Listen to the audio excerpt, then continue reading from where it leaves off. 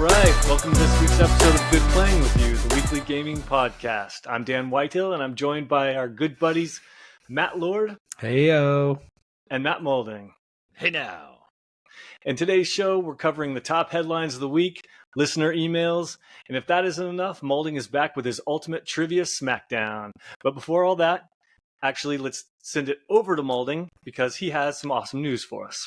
Yeah, we have another giveaway for you good players. This time we are giving you the chance to win a Contagion digital movie.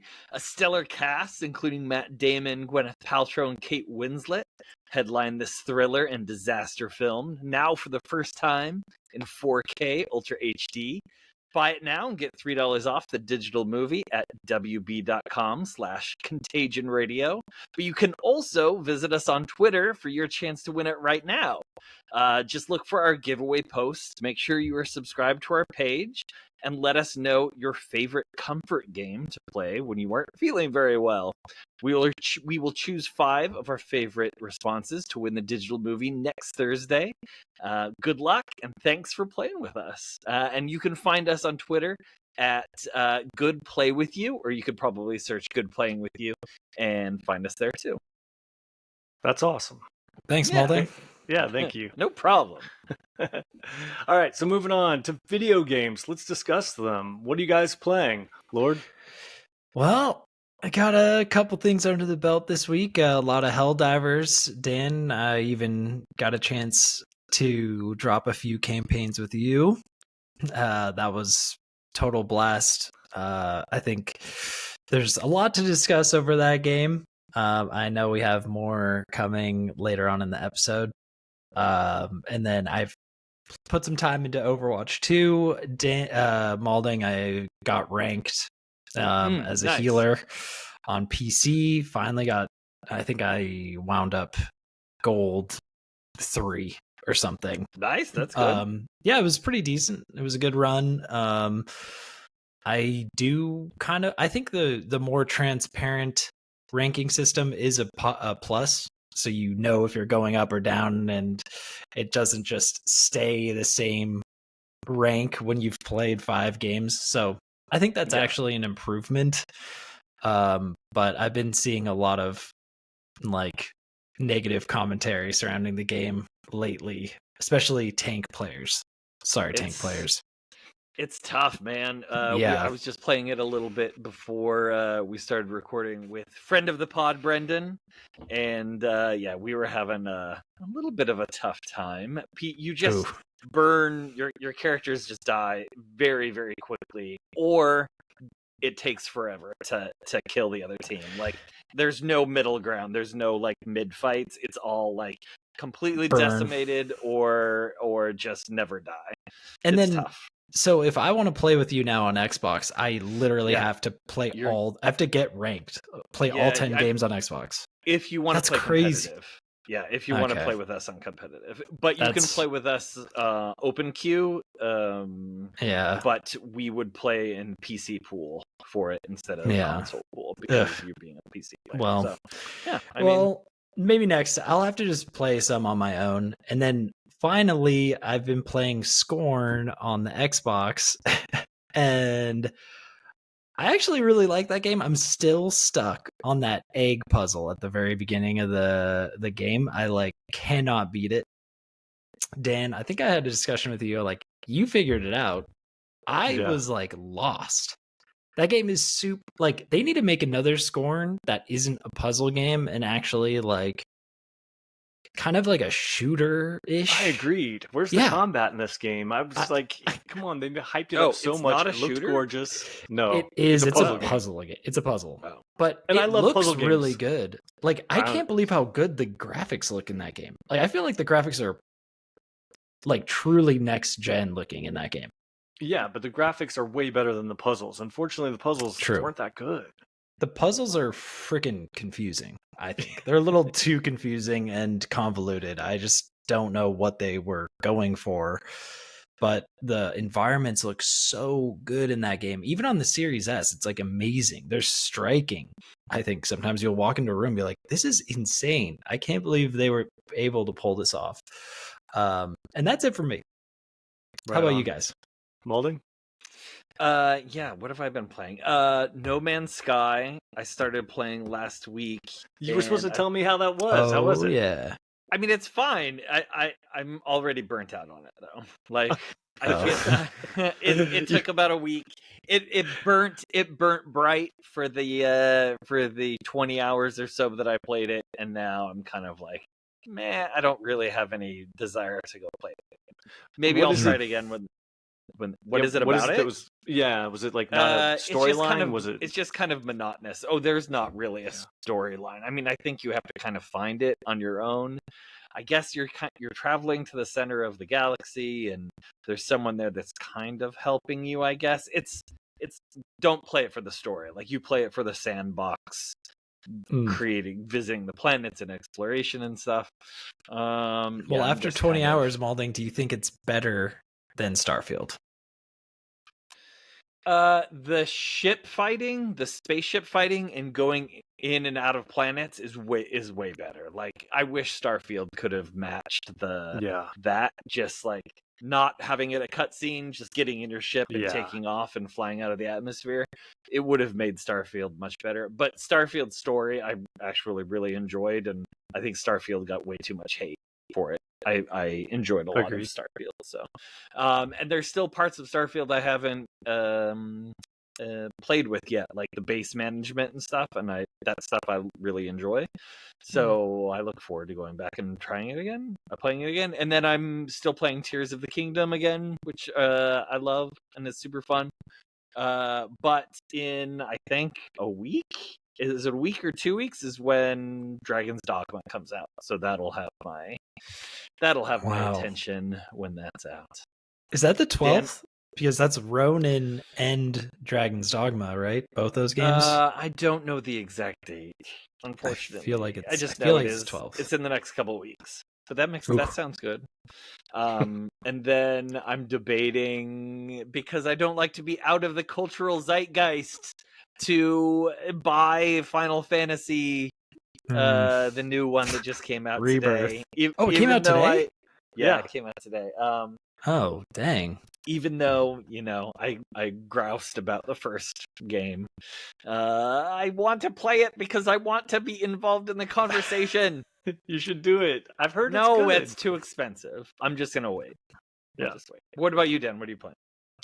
Well, speaking of Final Fantasy, I did pick up Final Fantasy 16 just to see. Oh, yeah. I mean, nice. I'd heard, like, the combat was different in this one and that sort of stuff. And and it is actually, the combat I like a lot more than 15. And I'm actually having a good time with this one. It surprised me. This game is a little bit different than any other game that I've played, and I'm guessing the Final Fantasy series is kind of like this, although I did play 10. It's almost like I'm used to games building like a game, like programmers building a game and then layering in cutscenes. This one almost seems it's like if it's a movie, and then they layered in some game in between different scenes of the movie. And I'm like, hey, wait a minute. I still want to kill like 50 other people. Like, why are you not letting me kill as many people as I know I should be? Yeah. So it's lots of cutscenes, pretty long. A lot of cutscenes. But the story's pretty good. And the fact that they have that the map button is like, you hold it down and it gives you like all the information, like a Kindle book or whatever, and you can refresh yourself on the characters. A+. That's really what's keeping me in this game, is because I can take some time off and then jump back in, and I'm just constantly reminded. I wish more games would steal this, because it is really smart technology. What do you think about the Titan fighting?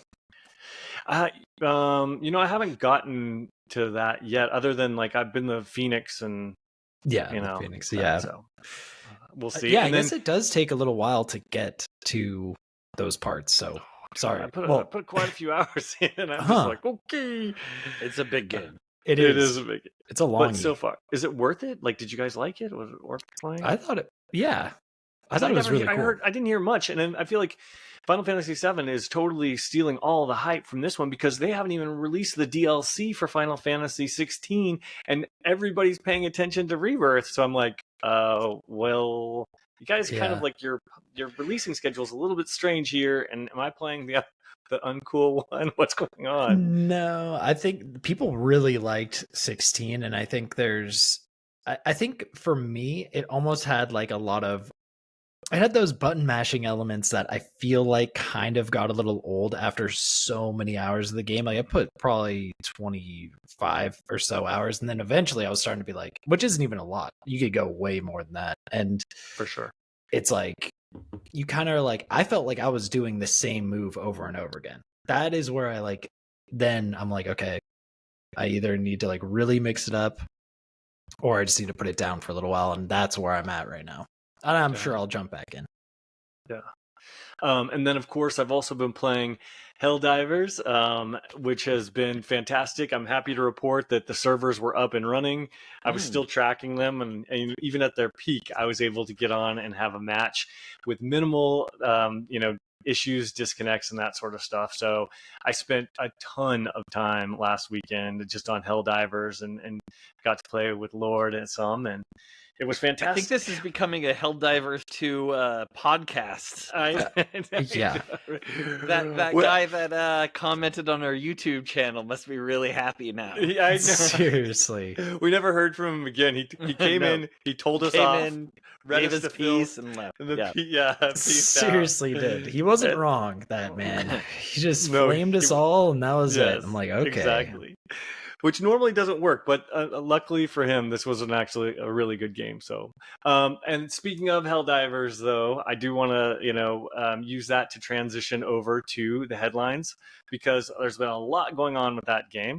So we're going to just jump right in, and we're going to do a quick. I know it's not a Helldivers podcast, so I don't want to spend too much time on it, but I do want to do a quick recap of the headlines of the week, and starting with Helldivers and everything that's going on there.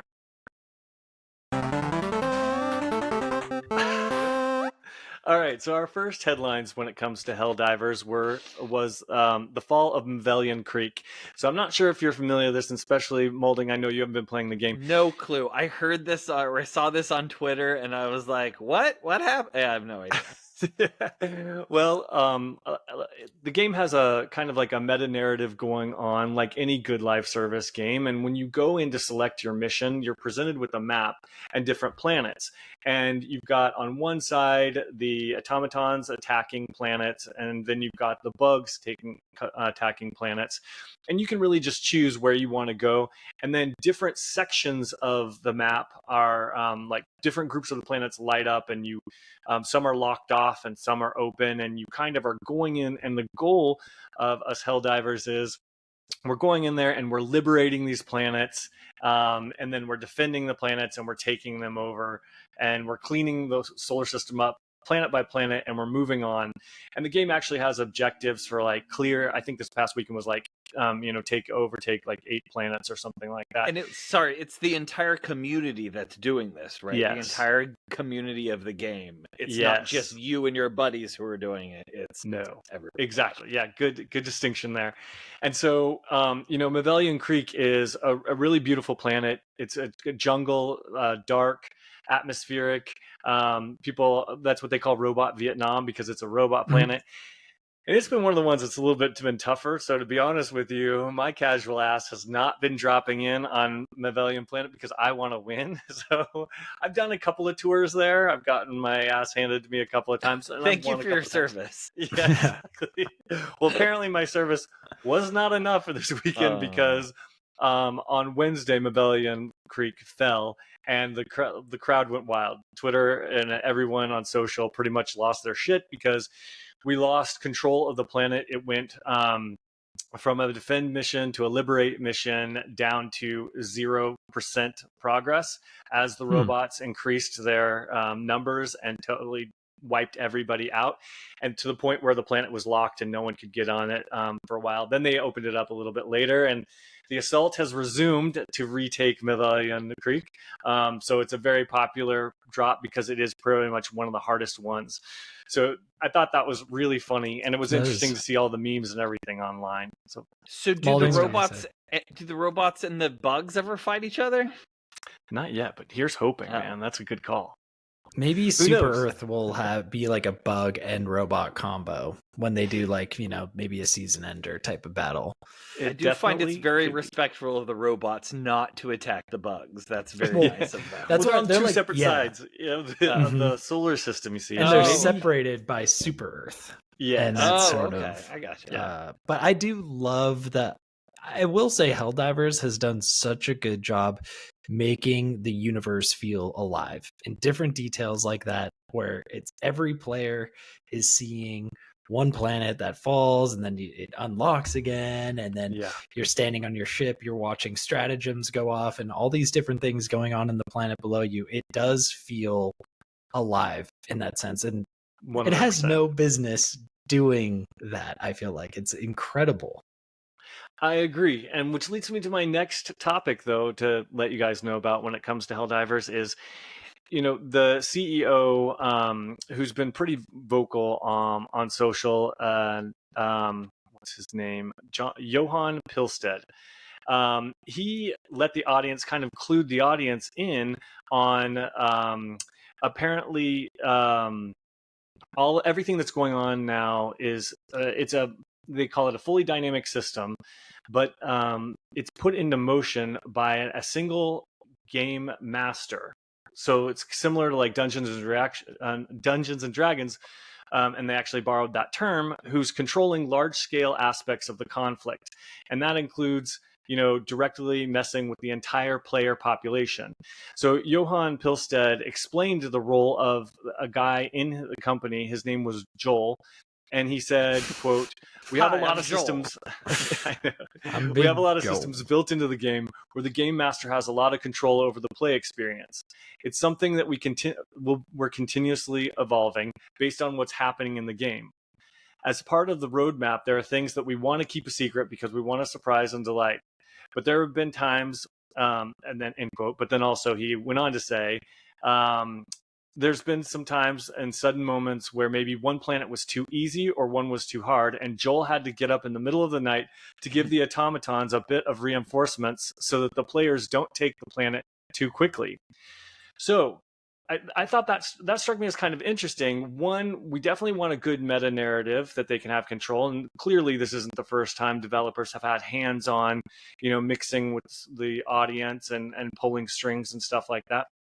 But then it made me wonder, how much control do we as players actually have on these stories and these planets and stuff like that, and how emotionally invested should we be getting if there's an actual dungeon master behind the scenes pulling the strings? So what did you guys think about that?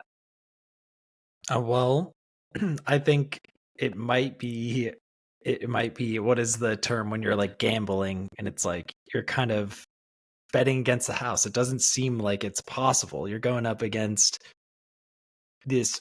Well, it's kind of funny that it's like an individual guy. I mean, what? There's Joel. not like his name's Joel. There's Give not him the two respect people. he deserves. Like we can't get a second, master guy in here. Mrs. Joel could handle it. Well, like, Mr. Joel is asleep. It's just it's kind of incredible. That's just one guy, and he's just kind of like flicking switches in the middle of the night to make sure players can't get too far ahead on a certain planet. That's crazy. But I think Joel is the reason why this game has turned sort of into a running from enemies sim. I feel like out of nowhere, you're just completely overrun. You're just running for like 15 minutes at the end of the game. You're trying to get to your ship, but it's just impossible because there's like 3,000 enemies behind you and there's nothing you can do. Dan, do you ever feel that way? Oh my god, I've got so many opinions about this game and the way it should be played, and noobs kill me because the one thing noobs do is they drop in and they start firing on enemies. First, they don't understand that they're going to get more enemies by doing that and get more, like, the cops called on them, essentially like a GTA game. But they sit there and do that, and then there are all these objectives on the map that I want to clear and keep moving, and yet they're stuck there just shooting people. I'm like, look, there are infinite enemies here, people. We got to go. Come on, let's go, team, go. And they don't. And so, yes, I feel like I'm definitely running from them, but I do hunker down at individual points that need to be taken, or objectives that need to be done, or resources that need to be found.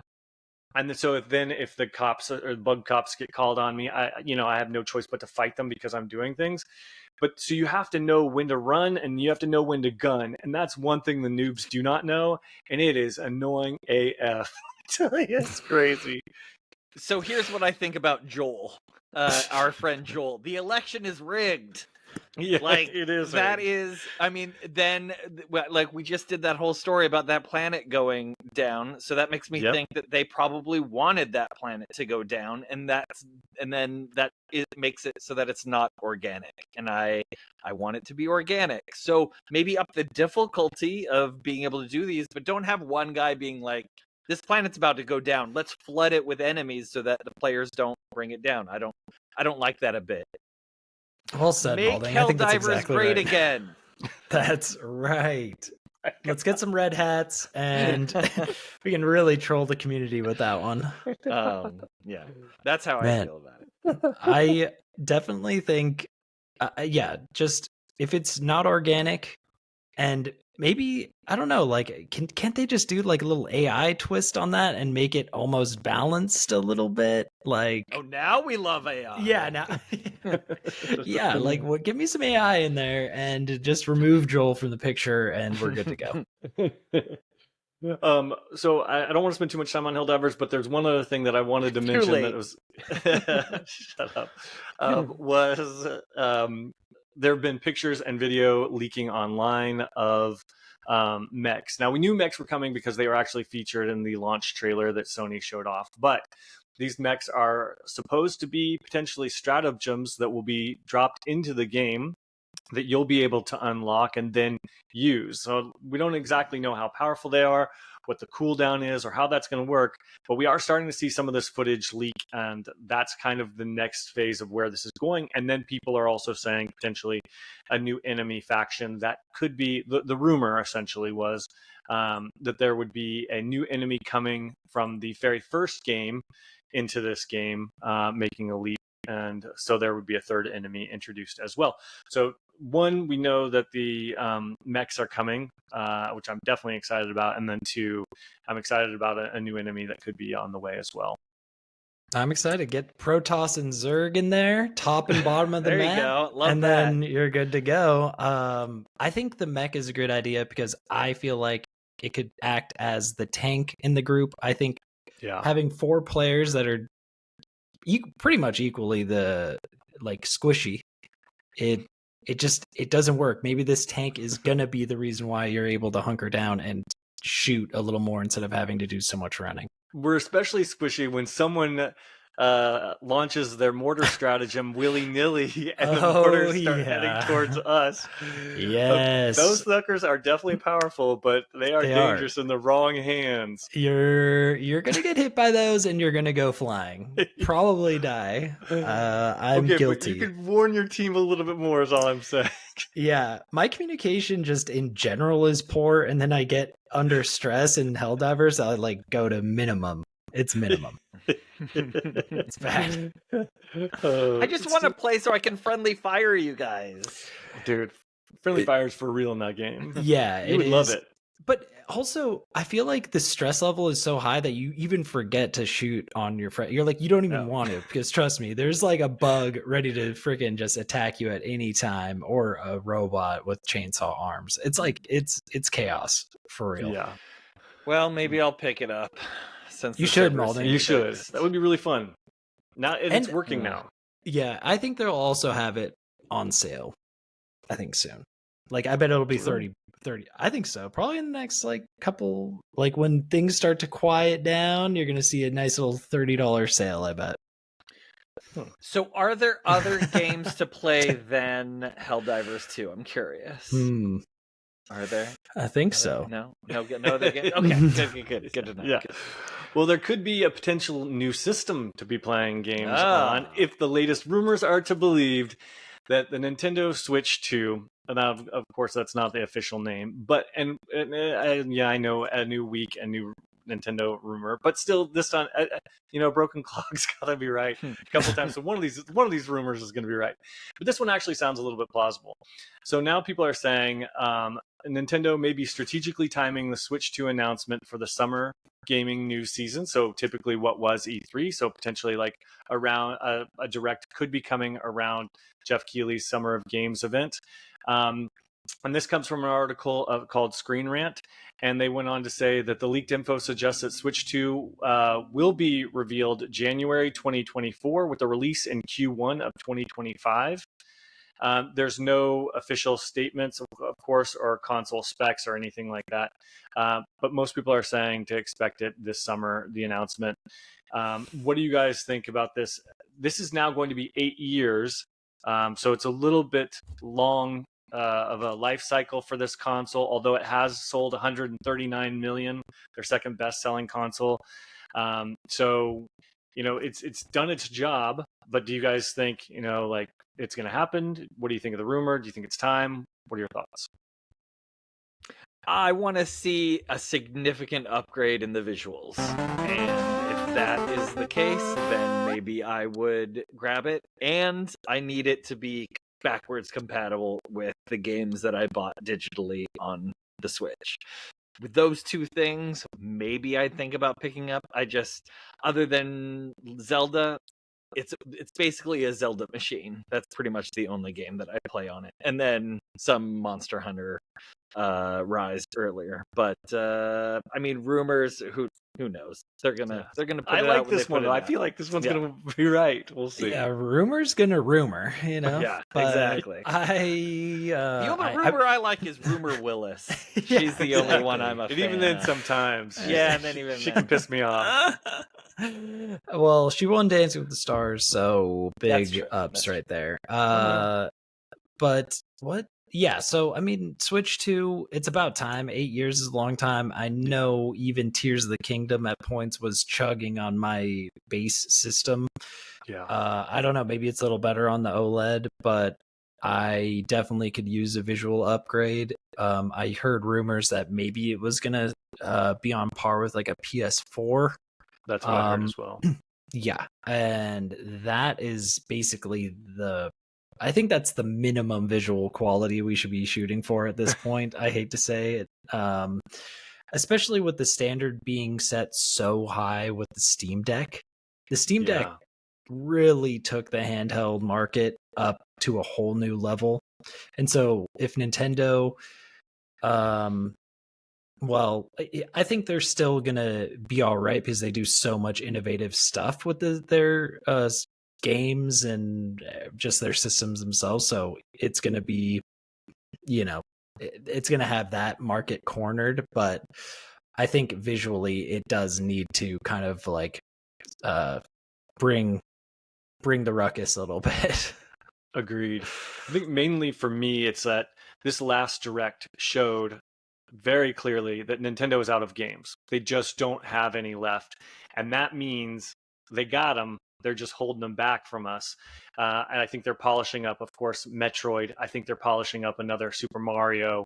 I think they've got a lot. They're playing their cards very close to their chest, and it's because they know they're launching a new system and they've got to give us a reason to buy it. I don't know if they're going to have a new gimmick. I did say that I thought it was like a folding screen a couple of podcasts ago when we were making crazy predictions, and I kind of think maybe that's what it could be too. I definitely think it's going to have backwards compatibility, but I do think it's definitely time. In fact, if they do not announce, it could go on to kind of hurt them because they don't have any bangers coming out, and the software, the software's not there, and now the hardware is really not doing as well as it used to. Do you think Metroid is gonna, you think they're not gonna release it for the original Switch and they're gonna bring it to the new one? My guess is it would be a probably dual release, the way they did the original Tears of the Kingdom, which was or the Breath of the Wild, sorry. They released it on the Wii U and they released it on the Switch at the same time. That's fine, I guess. Wait, did Breath of the Wild come out for Wii U? Yeah. Wow. Learn something new every day. Yeah, unfortunately I was an idiot and I played it on that console, and then because I didn't have a Switch yet. Man, that's wild. That's actually kind of an interesting little tidbit. And speaking of Zelda games, Maulding, you had an interesting story about this. Yeah, so there's currently Nintendo is suing an emulator called it's a Yuzu software developer Tropic Haze, and in the lawsuit they claimed that The Legend of Zelda: Tears of the Kingdom was illegally downloaded over 1 million times a week and a half before the release came out. So they are saying that caused them manifest and irreparable harm caused by that. So I thought that was kind of interesting because I feel like I'm pretty keyed into tech for the most part. Maybe, I mean, I'm certainly not a Luddite, but I know tech. I would have no idea how to illegally download a Nintendo game. I would have no idea how to do that. I probably could look it up, but so that was one thing I thought. And then the other thing is down here at the bottom of this article. So this was an article on Kotaku.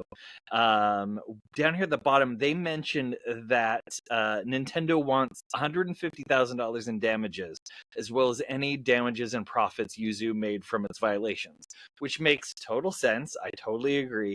And then they said, including the alleged $30,000 a month that Tropic Haze makes from its Patreon. So these people, these kids, whoever's illegally downloading it, are illegally downloading the game and then giving money to on Patreon to this place so that they can illegally download more games. And it really infuriated me when I read that. I was like, just buy the game. Just be a good citizen and buy the game instead of stealing it. Anyway, what about you? What do you guys think about that? Would you ever pirate a game, or do you even know how to do it? I would have an idea. You would have an idea? Okay. Maybe but I'm the Luddite then, that doesn't know how to do it. No, I think but it takes effort, you know? Mm-hmm. And if I'm going to pirate a game, I am definitely not going to be contributing anything. I would just be like, Patreon, like, no way. Like, yeah. I'm going to just, and on top of that, I also just think this lawsuit, just speaking of the lawsuit, like, they're only asking for $150,000. Yeah, it seems very small, right? Like, that's nothing. Like, because, well, I mean, maybe this company or whatever, Yuzu, doesn't have any money either, or and they know that they don't have. Yeah. So maybe it's just like a big scare tactic, because even then, I mean, $150,000 maybe is just impossible for them to come up with. But I mean, I'm still shocked. I mean, a million downloads before the game even came out. I'm surprised to hear that too. Like, I thought maybe a million when the game was released. So it's pretty incredible. These friggin' pirates are not they're not playing around. Yeah. I'm curious to see, where did they get that number of like 1 million downloads? Do they have access to these servers, or how? So I wonder if it's a lawsuit. I know that there's a thing called discovery in lawsuits where they get to look at data from so maybe during discovery they were able to see this information that it was illegally downloaded a million times. Or maybe they have just some way of knowing. I don't know. Yes, that's a great question. I don't know. Yeah, and I'd be curious to see how the piracy worked. I know that, like, previously on relatively recent consoles, it's always been like a mod chip that you had to have installed, and I did that one time and it bricked my system, so I'm never doing that again. And then then there's emulators which can, use a computer, and then but that typically is for older software and operating systems and consoles. So I'm curious to see, like, is there some sort of emulator that this Yuzu thing is capable of doing, or are they making money also selling chips and modding consoles and stuff? So I'd be curious to hear more about this. Just from what I know, just being following from just stealing games, just from the Steam Deck, just being in that community and trying to follow along, Yuzu has a plugin that you can basically install very simply using I think this software is called like Emu Deck, and it literally just installs this stuff right to your Steam Deck, and where, I'm not sure where you would actually get these games, but you would just download it, plug it in, and it's mainly I believe this is mainly a Steam Deck situation. Okay. So you think these million pirated copies were probably played on Steam Deck? Or played on PC? Yeah, gosh. So it's not something where someone could rig their Switch system to be able to play it. Maybe. I don't know. Yeah, I think it's more Steam Deck. Okay. just from experience. Now from hearing all of that, I'd like to borrow your Steam Deck. No. See what else you got on there. I honestly, I don't know. I would do a whole. It's just I like keeping everything above board, especially with games. Yeah, sure. You just download, you Just can buy the just game. download Support the people that are making these games that you love. Agreed. Like, especially Nintendo, like the most current Nintendo. I think you have no excuse than just to buying the game. Yeah, agreed. Yeah. Anyway, I thought that was an interesting story. It is super interesting. Definitely Thanks, an interesting story. Also, an interesting story was the Smell-O-Vision Lord. Yeah. Well, guess what? What the heck is this? What is this? This is a new little component that you can just kind of plug in, and this thing uses, speaking of AI, uses AI to kind of detect where you are in a video game, and it'll pump out some smells for you to enjoy while you're gaming. Okay, wait a minute. Hard Yeah. pass. Yeah. Never would I ever do that. Who's manufacturing this? What are the smells? Like, how does it work? What's the technology? Let's see. I'm trying to think where. Let me see what the actual people who make it. It just says GameScent, so maybe it's just like a whole new product from. I'm not sure who makes this thing, but this is the interesting thing. These are okay. So out of the box, GameScent includes 6 cents, gunfire, explosion, racing, whatever that might be, clean air in quotes, storm, and forest.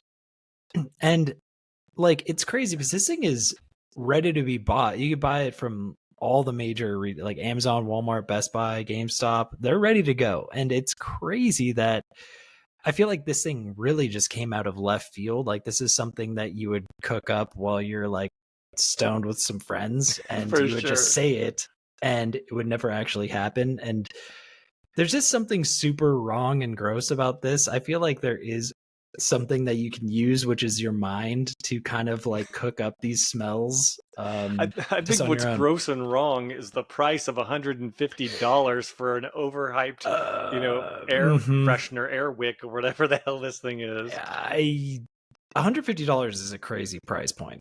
Like, that is clean your apartment. Yeah, I'm pretty blown away by this. Maulding, like, would you ever even consider? No, absolutely not. No. It's not even entertaining. There was I think it was like back in I want to say the 80s, there was something called Smell-O-Vision for TV shows. I don't even have the details. I just remember Smell-O-Vision being a thing. And no. I know they did Smell-O-Vision in the 60s, and you would go to the 60s, movies. Maybe that's what it was. And they would hand you a card, and so you would you'd sometimes be in a 3D movie. So you put on your glasses and you get a card. Yes. And then during the movie, they would tell you which like scent door to open, and you would open this piece of paper and you would smell it. And that was a gimmick. I do not need that much immersion in my game. Right. I know, that's where I feel like I'm at, is you just don't need that. That layer is not necessary. Audio and visual should be enough. I agree. Agreed. No to Smell-O-Vision. I could use the console to fire off some lasers around the room on occasion. That could be kind of fun. Yeah. Some more lights wouldn't be a problem. Like, you do you. Yeah. Okay, now to a more serious subject. Maulding, I know you had dropped in a story about your beloved Baldur's Gate 3. So can you tell us a little bit about that? Yeah, so Baldur's Gate 3 came out with a patch, I think it was last week, and it created a bunch of bugs, and then they put out a hot fix to fix the bugs. But basically what the patch was to help with modding. And what happened is when the modding for the game broke down, Larian, who developed the game, with the creators of the game, started getting a bunch of death threats and started getting a bunch of like toxic responses from the people Was that it Warrior love- 87, the one who was giving us toxic responses? Oh, it was that the Helldivers guy? Yeah. No, I don't think so. It makes me feel really sad because the community behind Baldur's Gate is really great, and people were really rooting for the company, and there was a lot of For sure. positive stuff for the company, and the company is really great with putting out hot fixes and putting out updates, and to have them just get shit on basically by people and get this toxic response from gamers, so much so that they were like, if you guys continue to do this, we're just going to have to pull back a little bit and protect ourselves and protect our public-facing developers and public-facing people on Twitter. It mostly, I think, happens on Twitter. Surprise. It just makes me really sad. Yeah. I think I know the answer to this question. I couldn't. The only thing I would ever send to a developer is something positive. I could never imagine being angry at them and saying like, No. that aside, also modding is just a completely optional thing. And if the modding breaks your game, it's not on Larian's fault that the modding broke the game. It's on your fault for downloading the mod. So I just got to put that out there. But so the update, was it intended to break mods? No. I think they were so eventually they announced that they are trying to do official mods,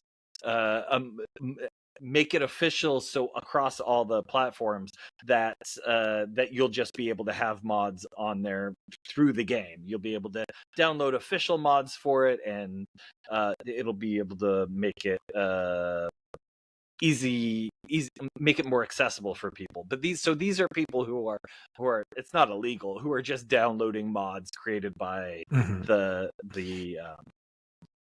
Yeah, But the crazy thing here is Larian isn't even finished with this game. They're still working on it. They're still polishing it. They're still adding features. They're still putting out patches and bug fixes, and they're still communicating their audience about everything that's going on. I don't even play this game, but I still think that they're like heroes because they're doing such an amazing job, and they have been such a long time. Like, I think this has just got to be children on Twitter, like just ignorant children on Twitter, and there's got to be something that can be done, but Twitter is kind of a cesspool. But see us on Twitter at Good Playing With You for your chance to win a Contagion digital movie. Swim in our part of the cesspool and win a movie. Oh man!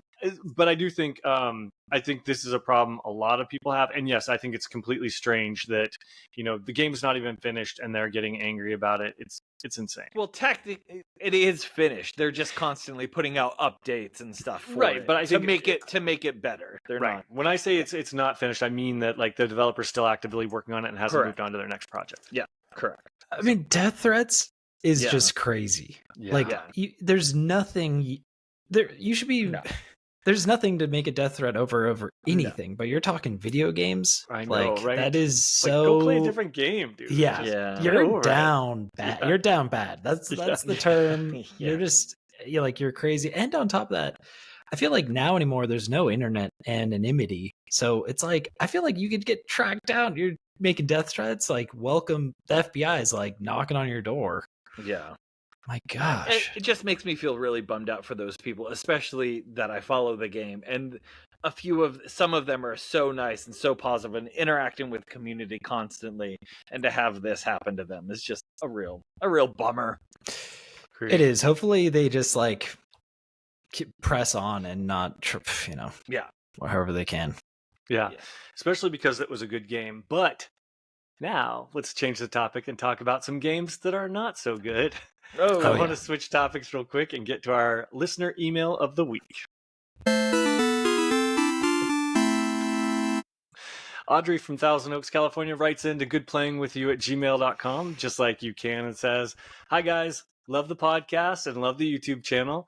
Last week you discussed the games you loved and wanted to see remade, which made me think, which games didn't work for you? I'd like to know what's your I do not care for the Godfather of video games." Oh yeah. So that's from a meme. That's a meme, right? That is a meme. Care for the Godfather. Okay. Because there are some people that are crazy enough to say they don't like The Godfather or Godfather 2, and those are some great films. That's true. I have not enjoyed a Mario platform game since Mario 64. So See, I wasn't ready for that. I don't really care about since Mario 64. I don't really care about any of the games. Haven't found that. I tried Mario Galaxy. I thought it was tedious. Well, I did not have fun playing it. I tried the one where you paint with or maybe that is Galaxy where Sunshine? you have the rock Sunshine. Yeah, Sunshine. Okay, Sunshine. Like I tried, so anything since Mario 64, don't care about. I loved Odyssey though. I also have to say that. I just had to throw that in there. I loved Odyssey. Galaxy 1 and 2 are some of the best games ever created in all time. They are that good. I'm still waiting my for Godfather. I know, but you're wrong, and see, that's why I have to tell you about that. That's fine.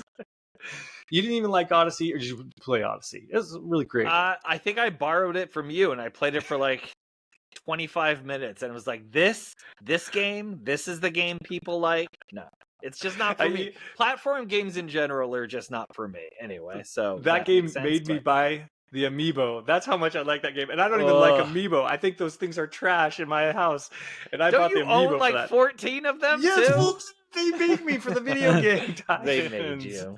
They did. That's what I would say. Mario games past Mario 64 are I do not like The Godfather. All right, that is definitely a spicy opinion. Lord, what do you got for us? What is your I did not like The Godfather? All right, this one I feel like I think Hades. And people talk up Hades like no one's business. I just think this procedurally generated top down is so overplayed. I know so many people like swear by this game, but in the first like 30 minutes of this game, I'm like, okay, I've had enough. I think I downloaded it on Game Pass, and I was just like, I don't need to see a single bit more of this game. Like, it is done. If I'm going to play a procedurally generated game, I'm always going to say Returnal. That's the only game that I feel like is quality procedurally generated. And then I'm going to have to just say it, but God of War. Wait, hold on before you go to the next one. Yeah. Lord is hating on the Hades. Yes. So we have to unpack that one for a second. It's a fine. I don't necessarily disagree, and I don't necessarily agree. Hades was a fine game. I don't think it was worth the hype that it got, but I enjoyed playing it. I had fun for playing it. But I mean, it was super hyped. But it doesn't deserve your hate, Matt Lord. I'm going to back him up on this one. I totally didn't like it either. It was so wildly overhyped, and by the time that I got to it, I was like, these graphics are ugly. I don't even care. So, and I kept running into things. It was just a pain in the ass, and I was out in 2 seconds. Maybe you need to get better at the game. I would get better at the game if it was actually good. And then I just had to say, because I couldn't really decide between the two, but I feel like God of War also is especially the remake. The first remake, I was just like, okay, I beat it. I even beat that game, which is like pretty good for me since I don't finish so many games. But after all was said and done, I was just like, I couldn't stand the kid. I thought I did the same maneuver over and over again, like I was just complaining about in Final Fantasy 16. And I was just like, that was it. I was done. I was like, that was not it. But okay, people love on this one, I think you're crazy. I definitely think that was probably the best game of the year that it came out. It was fantastic. The directing, the way they did it artistically with one shot, the whole like sad dad road trip thing with him and his son bonding over the dead mother, and the mature storylines. Having played that game as like a teen and an angsty teen who wanted to like kill and beat up things and go crazy, and it was about threesomes. It was just very like angsty teen. And I was an angsty teen, so it was perfect. Yeah. What was a threesome? Wasn't it like press triangle to have sex with those two women? Yeah. Yes. There was threesomes in every single God of War until this one, sadly. Did I miss that? Yeah, okay. It was a thing in the earlier God of Wars or whatever. Oh, okay. but watching something that you loved as a teen and then having it grow up and become a really mature storyline as you kind of the series matured with us, and I just thought that was fantastic. It was an unbelievable game in terms of its maturity and its storyline, and therefore you were wrong. Dan and I have talked about this a few times because I have not played it, and the reason I don't want to play it is because I don't want to have usher around a kid the entire game. I think that just sounds miserable. I thought was the worst part of that game. I could not believe I felt like the way they scripted that kid. I couldn't believe it. I told Dan this. Yeah. I said this kid is a millennial. No, it's true. Or not even Gen Z. Kind of, he spoke. I thought a little weird for what the time they were in. It was strange. So that really brought it down for me. And I can see it of both of you kind of I know Maulding hates escort missions, and this whole game is one. And I know you hate, the slang and the teen and stuff like that. So I'll give it to you both on that one like that. Yeah. Great. Well, what do you think, Dan? What's yours? Okay, my game essentially was Red Dead Redemption 2. And here's why. Let me tell you a little bit. I know everyone went apeshit for this as well. And I really don't understand what happened is 2 weeks before this game came out, a little game called Assassin's Creed Odyssey came out. Now, yes, I know Assassin's Creed are not the best games ever. However, Assassin's Creed Odyssey was the best and is the best Assassin's Creed of all time so far, period. Now, what made this game so great, besides all the multitude things that you can do in it and the shipbuilding and the battles and all that sort of stuff, was the freedom to run around quickly.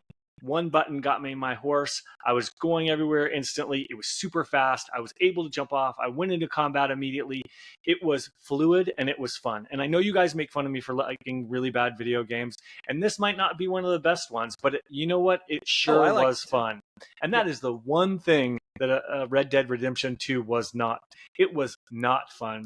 When you have 3 little meters down there that are like stamina for different things, including your horse, and then you've got this slow lumbering kind of character that this long animation, which they eventually patched, to bend down and pick up something that to get it off a character that you've killed and retrieve something, it becomes immediately tedious. Going into somewhere and trying to open up a drawer was a nightmare. It was so boring and took so long, and the player control between the two games gave me complete whiplash.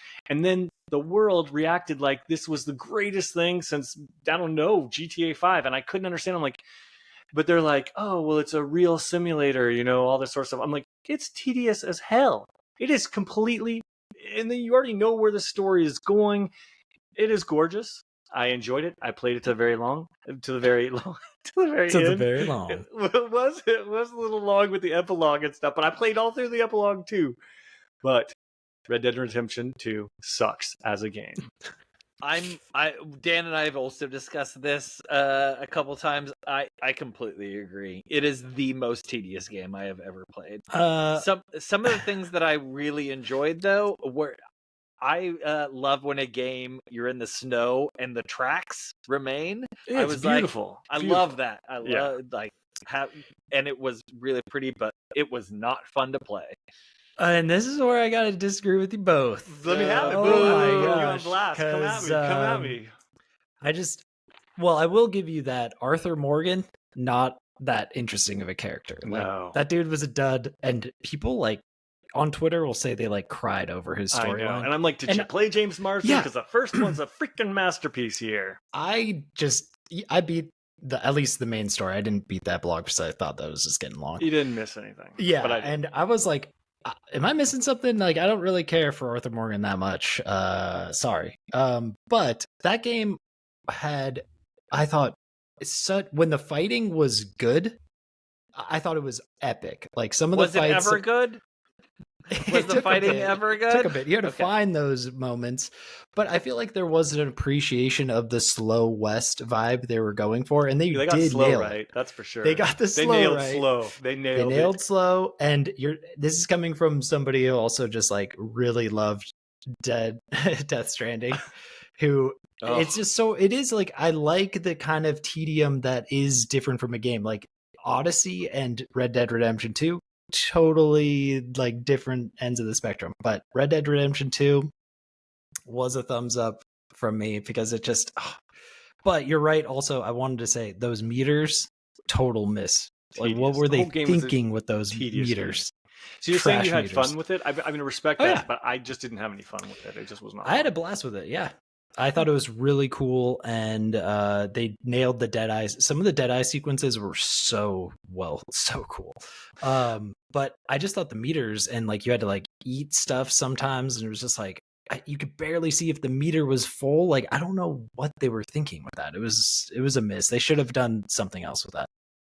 Well, I definitely agree. They should have done something. They should have made it fun. But speaking of games that are fun, up next we have Maulding's Smackdown of Trivia. So I'm going to hand it over to him.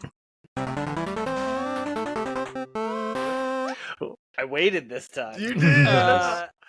All right. So today's trivia game, we're going to do video game quotes, and I think this one might be on the easy side. So we're gonna it's going to depend on the time of it. Okay. So focus on your time.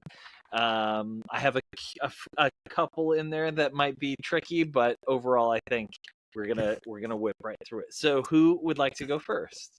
Dan, why don't you go first? I went first last time, so let's make this very gentlemanly of you. Thank you, Lord. Perfect. There you go. All right, I'm turning off sound, taking off my headphones. Let me know when I get back. Okay. All right, so let the Smackdown begin. Lord is in the soundproof booth. The Lord isn't with you. Okay, so here we go, Dan. Are you ready? Always. We are gonna go right now. But our princess is in another castle. Super Mario Brothers. It's dangerous to go alone. Take this. Zelda. Well, you have died of dysentery. Lorgan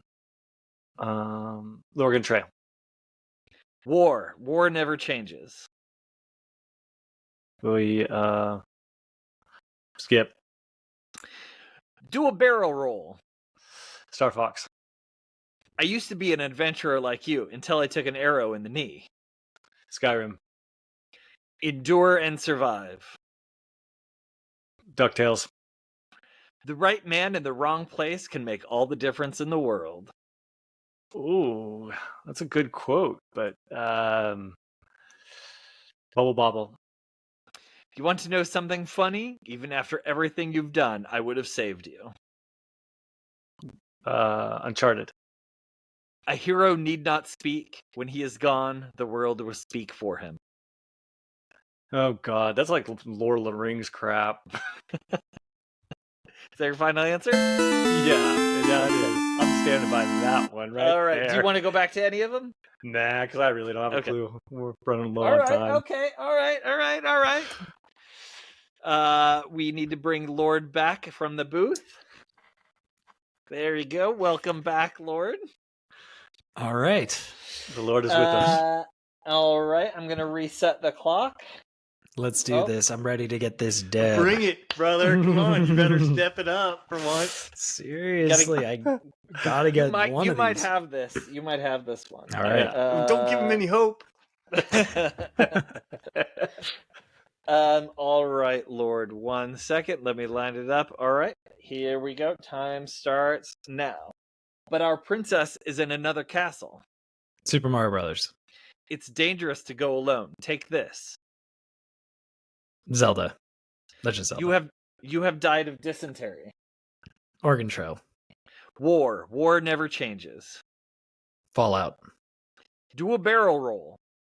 Star Fox. I used to be an adventurer like you until I took an arrow in the knee. Skyrim. Endure and survive. Ugh. Don't know that one. The right man in the wrong place can make all the difference in the world. Man, 007? You want to know something funny? Even after everything you've done, I would have saved you. Man, pass. I'm on a roll for a second. A hero need not speak. When he is gone, the world will speak for him. Oh my gosh. Is this another? I don't know this one. Pass. Do you want to go back to any of them? No, I think that's it. Oh my gosh.